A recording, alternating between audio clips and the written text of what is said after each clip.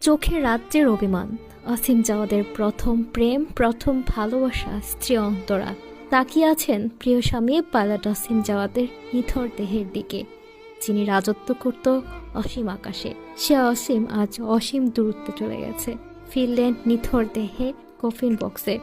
চারদিকে হাহাকার আর আর্তনাদ।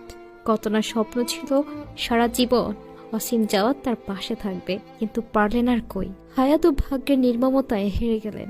চাইলে বেঁচে যেতে পারতেন অসীম জাওয়াত, সুযোগই ছিল, কিন্তু তিনি তা করতে গেলে অনেক সাধারণ মানুষের প্রাণ ক্ষতি হতো, দেশের অনেক কোটি কোটি টাকা ক্ষতি হতো।